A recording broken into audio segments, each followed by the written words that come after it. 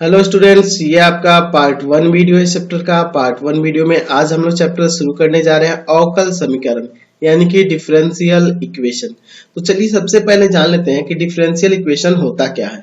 तो इसे हम लोग ऐसे परिभाषित कर सकते हैं कि ऐसा समीकरण जिसमें आश्रित चर यानी कि डिपेंडेंट वेरिएबल का स्वतंत्र चर या चरों यानी इंडिपेंडेंट वेरिएबल के सापेक्ष अवकलज या स्वतंत्र और परतंत्र चर के अवकल शामिल हो अवकल समीकरण कहलाता है।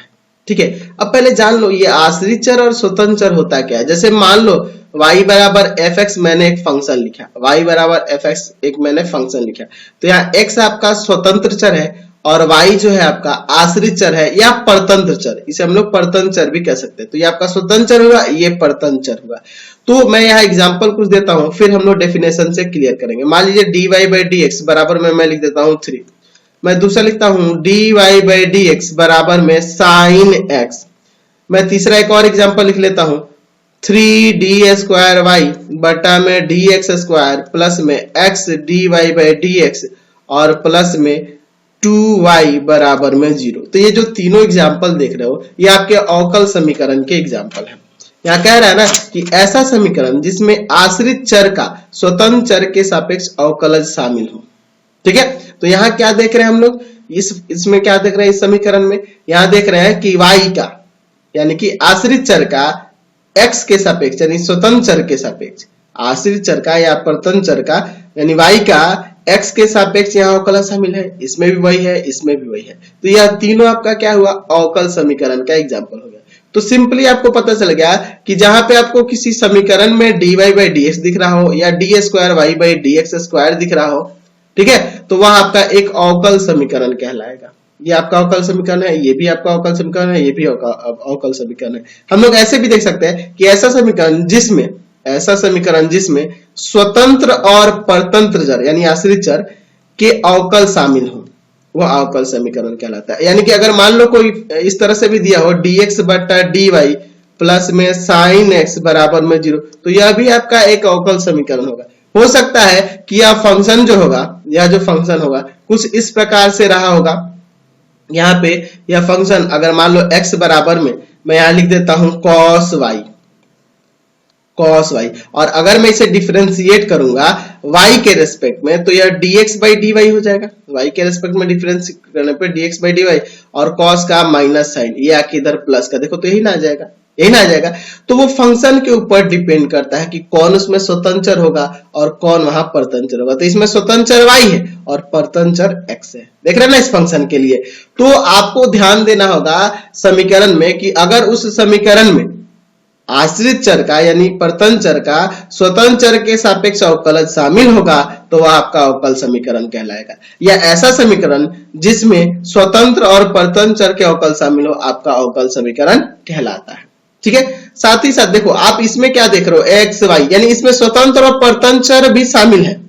अवकलज तो शामिल है ही, लेकिन उसके साथ साथ इसमें स्वतंत्र और परतंत्र चर भी शामिल है, स्वतंत्र और परतंत्र चर भी शामिल हो रहा है। तो जरूरी नहीं है, यहाँ देखो ना पहले वाले में कहा शामिल है, इसमें कहा कोई स्वतंत्र और परतंत्र चर है, बस उनके अवकलज शामिल है। तो ध्यान देना होगा आपको, जरूरी नहीं है कि उस फंक्शन में वो स्वतंत्र और परतंत्र चर भी शामिल दिखे, सॉरी उस समीकरण में वह स्वतंत्र चर और परतंत्र चर भी शामिल दिखे, जरूरी नहीं है। जैसे इसमें देख लीजिए, इस समीकरण में स्वतंत्र चर या परतंत्र चर नहीं है, यहाँ पे है x sin x है यानी कि यहाँ परतंत्र चर है।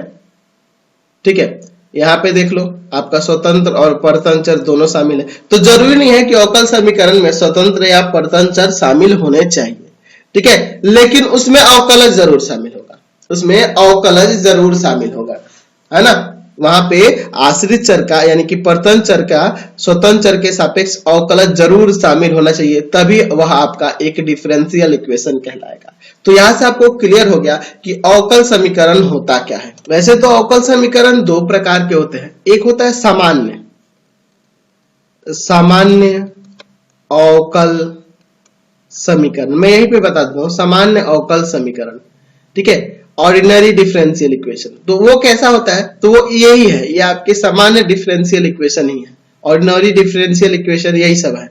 इसमें होता क्या है, आपने क्या देखा कि ऐसा अवकल समीकरण होना चाहिए ना जिसमें केवल एक स्वतंत्र चर के सापेक्ष केवल एक स्वतंत्र चर रहेगा, लेकिन केवल एक, चरों की बात नहीं करेंगे यहाँ पे। सामान्य अवकल समीकरण में क्या होता है कि एक ऐसा समीकरण जिसमें आश्रित चर का स्वतंत्र चर के सापेक्ष, चरों के नहीं, स्वतंत्र चर के सापेक्ष अवकलज शामिल होगा, वह सामान्य अवकल समीकरण होता है। तो यहाँ जितने भी आप समीकरण देख रहे हो, इसमें सिर्फ x के सापेक्ष ही अवकलज शामिल है। दैट मीन्स ये सब आपके सामान्य अवकल समीकरण है। तो हम लोग चाहे तो उसको भी परिभाषित कर सकते हैं, यहाँ पे लिख सकते हैं सामान्य अवकल समीकरण। सामान्य अवकल समीकरण अंग्रेजी में कह देंगे ऑर्डिनरी डिफरेंशियल इक्वेशन। चलिए, तो इसे हम लोग ऐसे लिख सकते हैं कि ऐसा अवकल समीकरण जिसमें केवल एक स्वतंत्र चर के सापेक्ष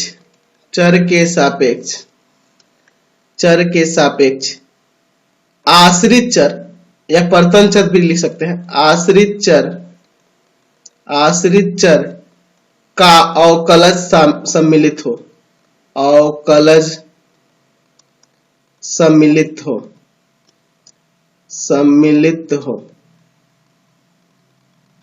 सामान्य अवकल समीकरण कहलाता है। सामान्य अवकल समीकरण कहलाता है। सामान्य अवकल समीकरण कहलाता है। दैट मीन्स ये सब आपके सामान्य अवकल समीकरण है। अच्छा, दूसरा क्या होता है, एक और होता है आंशिक अवकल समीकरण। चलिए मैं उसकी भी परिभाषा यहां लिख सकता हूं। ऐसी बात है उसमें एक से अधिक चरों के सापेक्ष, एक से अधिक स्वतंत्र चरों के सापेक्ष अवकल शामिल हो। आंशिक अवकल समीकरण अंग्रेजी में क्या कहेंगे इसे? Partial differential equation. ऐसा अवकल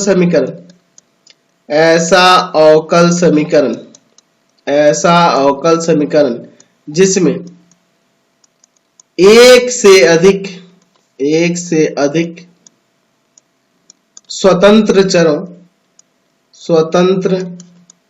चरों के सापेक्ष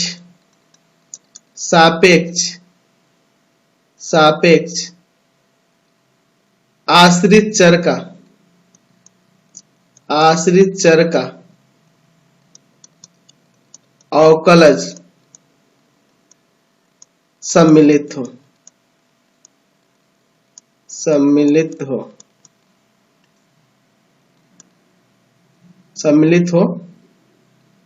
आंशिक अवकल समीकरण कहलाता है। अब ये किस प्रकार के होते हैं तो चलना ग्रेजुएशन में तो मैं आपको बताऊंगा, अभी इसमें ये आपको नहीं पढ़ना। हम लोग इस चैप्टर में सामान्य अवकल समीकरण के बारे में ही देखने वाले हैं, ऑर्डिनरी डिफरेंशियल इक्वेशन के बारे में ही देखने वाले हैं, जिसमें सिर्फ एक स्वतंत्र चर के सापेक्ष अवकलज शामिल होगा। ठीक है, तो हम लोग सिर्फ सामान्य अवकल समीकरण के बारे में देखने वाले हैं, जैसे आप ये ऊपर एग्जाम्पल में देख रहे हैं। चलिए, तो अब हम लोग बात करेंगे अवकल समीकरण का कोटि तथा घात, order and degree of differential equation. यह क्वेश्चन आता है ऑब्जेक्टिव में आपके 1-2 नंबर का, तो देख लिया जाए। पहले कोटि के बारे में बात करते हैं, ऑर्डर क्या होता है। किसी अवकल समीकरण में शामिल आश्रित चर का स्वतंत्र चर के सापेक्ष उच्चतम अवकलज की कोटि जो होती है, उस अवकल समीकरण की कोटि कहलाती है। जैसे मैं यहाँ एग्जाम्पल लेता हूं, मैं यहाँ पे पहला अवकल समीकरण लिखता हूं dy/dx बराबर में 2। दूसरा लिखता हूं x d² बटा में dx² प्लस y बराबर 0। तो यहां पर क्या देख रहे हैं, एक और एग्जांपल लिख दो। चलो एक और एग्जांपल लिख देता हूं, x dy/dx प्लस 2 d² बटा में dx² प्लस में y बराबर 0। यहाँ 3 एग्जाम्पल देख रहे हैं, इनमें कोटियों को पहचानिए। देखिए ये तीनों अवकल समीकरण है। देखिए अवकल समीकरण है, पहले में देखिए यहाँ स्वतंत्र चर का स्वतंत्र चर के सापेक्ष यानी x के सापेक्ष यहाँ पे आश्रित चर का अवकलज जो हुआ है इसकी कोटि क्या है, 1 है। यहाँ जो dy by dx देख रहे हैं ना, यहाँ क्या देख रहे हैं, आश्रित चर का स्वतंत्र चर के सापेक्ष जो अवकलज है इसकी कोटि क्या देख रहे हैं, कोटि इसकी 1 है। तो इसका ऑर्डर एक ही ना है, तो इसकी भी कोटि 1 ही होगी, इस अवकल समीकरण की भी कोटि 1 ही होगी। यहाँ पे देखिए इसमें जो देख रहे हैं यहाँ पर आश्रित चर का स्वतंत्र चर के सापेक्ष अवकलन की जो उच्चतम कोटि है वह क्या है, 2 है। ये 2 बार डिफरेंशिएट हुआ है, इसकी कोटि 2 है, तो इसका भी अवकल समीकरण का भी कोटि 2 हो जाएगा। यहाँ देखिए इसकी कोटि की बात करते हैं। यहाँ पे आपको कोटि 1 दिख रहा है, यहाँ पे आपको 2 दिख रहा है, तो यहाँ लिखा है ना उच्चतम कोटि, तो इसमें उच्चतम कोटि यही ना है जी, तो यहाँ 2 हो जाएगी इसकी उच्चतम कोटि।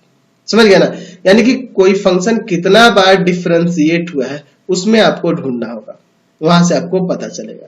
तो मैंने पहले आपको बता रखा है कि अगर आप dy by dx लिखते हो तो उसे आप y1 भी लिख सकते हो या y डैश भी लिख सकते हो। D square y by dx square लिखते हो तो ये द्वितीय कोटि है, इसे आप y2 भी लिख सकते हो या y डबल डैश भी लिख सकते हो। तृतीय कोटि होगी तो उसे d क्यूब y बटा में dx क्यूब ऐसे लिखो या y3 लिखो या y के ऊपर ट्रिपल डैश दे दो। तो इस तरह से हम लोग इसको दिखा सकते हैं, ठीक है। यानी कहने का तात्पर्य है कि अगर मान लो कोई फंक्शन इस तरह से दे दे y का पावर 3 डैश स्क्वायर प्लस में y डबल डैश प्लस में x बराबर में 0, तो यहाँ पे आपको दिख रहा है ये y ट्रिपल डैश देने का मतलब है कि ये आपका तृतीय कोटि है, तृतीय कोटि है। दैट मीन्स इस अवकल समीकरण की कोटि कितनी हो जाएगी, 3 हो जाएगी। इस अवकल समीकरण की कोटि कितनी हो जाएगी आपकी, 3 हो जाएगी। समझ रहे हैं ना। चलिए अब हम लोग बात करते हैं अवकल समीकरण की घात यानी कि डिग्री ऑफ डिफरेंशियल इक्वेशन। किसी अवकल समीकरण की घात उस अवकल समीकरण की शामिल उच्चतम कोटि अवकलज की उच्चतम घात को कहते हैं। यह भी ध्यान रखना होगा कि जब अवकल समीकरण अवकलजों के बहुपद समीकरण हो, ठीक है, जब बहुपद समीकरण के रूप में होगा तभी उसका घात होता है, नहीं तो घात निर्धारित नहीं किया जा सकता है। जैसे मैं एग्जांपल देता हूं, डी स्क्वायर वाई बटा में d x square minus d y by d x plus में वाई, ठीक है, और बराबर में 0। तो यह आपका एक अवकल समीकरण दिख रहा है और ये बहुपद के रूप में है। यहाँ में ये जो अवकल समीकरण है एक बहुपद अवकल समीकरण है। आपको होगा कि सर बहुपद अवकल समीकरण किस टाइप का दिखेगा, बहुपद समीकरण के रूप में अगर मैं यहाँ पे लिख दूं d square y by d x plus में sine d y by d x plus में 2 बराबर 0, तो यह आपका एक बहुपद समीकरण के रूप में नहीं है, यह आपका बहुपद समीकरण के रूप में नहीं है, इसलिए इसका घात निर्धारित नहीं किया जाता। देख रहे हैं ना, साइन का जो एंगल है उसका अवकलज यहाँ पे शामिल हुआ है, तो ये एक आपका बहुपद समीकरण के रूप में नहीं दिख रहा है, ठीक है, लेकिन यह आपका बहुपद समीकरण के रूप में है, तो इसका हम लोग घात बता सकते हैं, ठीक है। तो ध्यान रखना होगा कि जो समीकरण हो वो बहुपद समीकरण के रूप में होना चाहिए, ठीक है, अवकलजों में बहुपद समीकरण होना चाहिए। तो ये आपका एक बहुपद समीकरण है, तो इसकी घात हम लोग निर्धारित कर सकते हैं। सबसे पहले आपसे पूछते हैं कि इसकी कोटि क्या होगी, तो आप कहोगे कि यहाँ महत्तम ऑर्डर से सर 2 देख रहे हैं तो यही इसकी कोटि हो जाएगी। आप कहेंगे घात के बारे में कहेंगे, तो घात के लिए मैंने यहाँ पे बताया है कि किसी अवकल समीकरण का घात उस अवकल समीकरण में शामिल उच्चतम कोटि के अवकलज के उच्चतम घात को, ये उच्चतम कोटि हुई, इसका जो घात होगा, तो इसका घात की बात करें, या घात इसका 1 है तो इसका घात 1 हो जाएगा। दूसरा एग्जांपल देखो, अच्छा इसकी बात कर लेते हैं। तो इसकी कोटि तो कह देंगे कि भैया इसका ऑर्डर 2 है, लेकिन घात जो है निर्धारित नहीं है, नॉट डिफाइंड, क्योंकि ये बहुपद अवकल समीकरण नहीं है। समझ गए। चलिए अगला लिखते हैं यहाँ पे डी क्यूब वाई बटा में d x square d x cube plus x d square y बटा डी एक्स स्क्वायर का पावर 5 प्लस में वाई बराबर 0। इसकी बात करते हैं, तो इसकी कोटि की बात करें तो इसका कोटि भैया ये हो जाएगा 3, ये तो 2 ही ऑर्डर है, ये 3 ऑर्डर है। अच्छा घात की बात करें तो घात किसका देखेंगे, जो कोटि होगी ना, कोटि वाला जो कोटि होगी उसी के उच्चतम घात, ये जो है ना इसी का उच्चतम घात, तो इसका घात 1 है। ये नहीं देख लेना कि यहाँ सबसे ज्यादा सर 5 है, तो ये आपका द्वितीय कोटि है, तृतीय कोटि है, तो तृतीय कोटि हो रही है तो इसी का घात देखेंगे, जहां कोटि होगी उसी का आपको घात दिखना होगा, यहाँ नहीं जाना कि ये 5 है तो 5 हो जाएगा। और ये भी ध्यान रखना होगा कि अवकल समीकरण जो होना चाहिए एक बहुपद समीकरण के रूप में होना चाहिए। समझ गए? चलिए अब हम लोग बात करते हैं रैखिक और अरैखिक अवकल समीकरण, यानी linear and non linear differential equation होता क्या है। तो मैंने रैखिक अवकल समीकरण का परिभाषा यहाँ दिया है कि ऐसा अवकल समीकरण जो आश्रित चर y है ना, आश्रित चर y तथा इसके अवकलज में प्रथम घात का समीकरण हो, एक रैखिक अवकल समीकरण कहलाता है। समझिए यहाँ से, ऐसा अवकल समीकरण जो आश्रित चर तथा इसके अवकल में प्रथम घात का समीकरण हो। जैसे अगर मैं यहाँ पे लिख देता हूँ x into d y by d x plus y बराबर 0, तो यहाँ देखो x की बात करें तो x को इसमें दिखना नहीं है, यहाँ d y by d x का घात 1 है, d y by d x का घात 1 है, इसलिए यह आपका एक रैखिक अवकल समीकरण है ना। तो हमें क्या देखना है, आश्रित चर y और इसके अवकलज के प्रथम घात का समीकरण होना चाहिए। यानी कहने का मतलब अगर मैं यहाँ लिख देता हूँ y इंटू में d y by d x और प्लस में x बराबर 0, तो यह आपका रैखिक अवकल समीकरण नहीं है, क्योंकि देखो हमें किसका देखना है, आश्रित चर और उसके अवकलज का। तो यहाँ आश्रित चर और उसके अवकलज, आश्रित चर और उसके अवकलज, तो इसका घात 1 है, इसका घात 1 है, तो दोनों का घात मिला के 2 हो जाएगा, है ना। घात यहाँ पे इसका, इन दोनों का घात मिला के 2 हो जाएगा, इसलिए यह आपका एक अवकल समीकरण नहीं है। या इसलिए अवकल समीकरण है क्योंकि x को तो नहीं दिखना है ना, हमें आश्रित चर को देखना है। तो यहाँ आश्रित चर रहता है, जैसे यहाँ पे देख रहे हैं आश्रित चर है तो इसका घात और यहाँ पे इसके अवकलज का घात, दोनों का घात मिलाओगे तो 2 हो गया, इसलिए यह आपका एक रैखिक अवकल समीकरण नहीं है, ये अरैखिक अवकल समीकरण है। तीसरा एक एग्जाम्पल लिख देते हैं, अगर मैं यहाँ पे लिख दूं डी क्यूब वाई बटा में d x cube plus 3 d square y बटा में d x square plus 3 d y by d x plus y बराबर 0, यह आपका रैखिक अवकल समीकरण है। क्योंकि देखिए हमें किसको देखना है, y को, चलिए y यहाँ है और इसके अवकलज को, तो यहाँ इंटू में इसका अवकलज नहीं है, इसका घात 1 ही है, ये ठीक है। यहाँ पे देखिए तो इसका अवकलज यहाँ पे है और यहाँ इंटू में y नहीं है, तो इसका भी घात 1 ही है। हमें क्या देखना होगा कि अगर y और dy बाई dx दोनों एक साथ इंटू में हो, ठीक है, तो वहां गड़बड़ हो जाएगी, वहां पे उनका घात 2 हो जाएगा, इसलिए वह रैखिक अवकल समीकरण नहीं होगा। तो हमें देखना है आश्रित चर y, यहाँ आश्रित चर y देख रहे हैं और इसके साथ अगर गुणा में इसका अवकलज होता, dy बाई dx होता, तो घात अधिक हो जाता है 1 से, तब यह अवकल समीकरण नहीं होता। या यहाँ dy बाई dx देख रहे हैं, इसका घात 1 है और इसके साथ इसका यहाँ कोई आश्रित चर है ही नहीं, तो इसका भी घात 1 ही रह जा रहा है, यहाँ भी घात 1 ही रह जा रहा है। दैट मीन्स ये रैखिक अवकल समीकरण है। अगर मैं बात करूं dy बाई dx का square, x into d y by dx का स्क्वायर बराबर में y, तो दैट मीन्स ये आपका रैखिक अवकल समीकरण नहीं है। ये अवकल समीकरण तो है, रैखिक नहीं है, इसलिए क्योंकि इसका घात dy बाई dx का 2 दिख रहा है। तो हमें देखना होगा कि अगर y यानी परतंत्र चर आश्रित चर हो और उसके साथ उसका अवकलज हो और दोनों का घात मिलाकर इंटू में हो, यहां देखना होगा किस तरह से, इंटू में हो तो अगर अलग अलग हो तो दोनों का सेपरेट घात देखना होगा। यहाँ पे इसका भी घात 1 ही है, इसका भी घात 1 ही है, ये प्लस में है ना, अगर ये इंटू में रहता ना तो घात 2 हो जाता और इसलिए ये आपका रैखिक अवकल समीकरण नहीं होता। या यहाँ पे देखिए, यहाँ पे जो आपका अवकलज दिया गया है इसकी घात यहाँ पे 2 है, इसकी घात यहाँ पे 2 है, इसलिए ये रैखिक अवकल समीकरण नहीं है। समझ गया ना। अगर मैं यहाँ पे इस तरह से लिख दूं डी स्क्वायर वाई बटा में डी एक्स स्क्वायर और प्लस में 4x बराबर 0, तो यह आपका एक रैखिक अवकल समीकरण है, यह आपका एक रैखिक अवकल समीकरण है। समझ गया ना, यह भी आपका एक रैखिक अवकल समीकरण। तो हमें क्या देखना होगा कि जो आपका आश्रित चर दिया होगा उसका और उसके साथ, है ना, और इसके अवकलज की जो घात होनी चाहिए वो प्रथम घात होनी चाहिए। अगर आप इसका भी घात देखोगे तो यहाँ पे इसका घात प्रथम ही है, कोटि ना 2 है, घात इसका प्रथम ही है। दैट मीन्स यह भी आपका एक रैखिक अवकल समीकरण है। समझ गया ना। तो हमें उसमें ढूंढना होगा जो dy, तो इसमें तो इसको देखने की जरूरत ही नहीं है, इसको यहाँ पे इसको देखने की जरूरत नहीं है क्योंकि ये द्वितीय कोटि है, ठीक है। तो ये आपका सीधे रैखिक अवकल समीकरण है। तो हमें उसमें देखना होगा आपका स्वतंत्र परतंत्र चर यानी आश्रित चर होना चाहिए, उसका घात 1 होना चाहिए, ठीक है। या उसमें देखना होगा कि जो अवकलज उसका है उसका भी घात 1 ही होना चाहिए, ठीक है। अगर दोनों इंटू में होंगे तो घात तो 2 हो जाएगा, तब वो आपका रैखिक अवकल समीकरण नहीं होगा। और अरैखिक का मतलब ही समझ गए, जो रैखिक नहीं होगा वो अरैखिक हो जाएगा, जो रैखिक अवकल समीकरण नहीं हो जाएगा होगा वो आपका अरैखिक अवकल समीकरण हो जाएगा।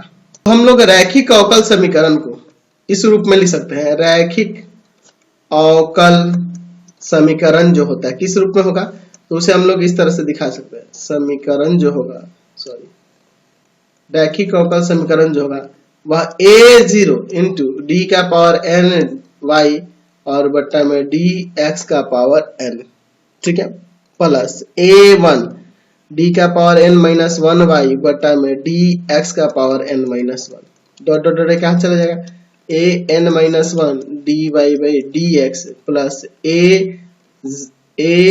n इंटू वाई बराबर में कोई कांस्टेंट ले लेते हैं, यहाँ पे मान लेते हैं कोई कांस्टेंट के। तो यहाँ देखिए जहां यहाँ पर क्या है, a0 a1 a2 ये सब an तक क्या है, ये अचर है। pn भी आपका k भी आपका अचर है, k भी अचर ही है, और ये क्या है, इसमें x जो है स्वतंत्र चर है, स्वतंत्र चर है, समझ गए ना। तो इस रूप में अगर कोई दिया होगा रैखिक कोई समीकरण, कोई अवकल समीकरण, तो आपका रैखिक अवकल समीकरण हो जाएगा, समझ गए ना। तो हमें क्या देखना होगा, हमें देखना होगा आपका आश्रित चर और उसके अवकलज का घात 1 से अधिक नहीं होना चाहिए, उसका घात 1 से अधिक नहीं होना चाहिए, उसका घात हमेशा 1 होना चाहिए, है ना, उसका घात हमेशा 1 होना चाहिए, ये ध्यान रखना होगा, समझ गए। तो यही आपका टॉपिक था इंपॉर्टेंट, और अब इसी से रिलेटेड क्वेश्चन आपके बुक में दिए गए हैं। तो इस वीडियो में मैं इतना ही रहने देता हूँ, नेक्स्ट वीडियो में हम लोग एक्सरसाइज के क्वेश्चन को देखेंगे। आपको हमारे 3 चैनल को सब्सक्राइब करना होगा। पहला है path finder classes Chhapra, path finder classes Chhapra, ठीक है। दूसरा है भारती भवन रविकांत सर, भारती भवन रविकांत सर, रविकांत सर, और तीसरा चैनल है रविकांत सर के नाम से, रविकांत सर के नाम से। तीनों चैनल को सब्सक्राइब करेंगे। इससे रिलेटेड वीडियो के लिए सीधे डिस्क्रिप्शन में जाएंगे और इससे संबंधित नोट्स डाउनलोड करने के लिए www.ravikantsir.in पर जाएंगे, ravikantsir.in पर जाएंगे और आप वहां से इससे संबंधित नोट्स को डाउनलोड कर सकते हैं और पढ़ भी सकते हैं।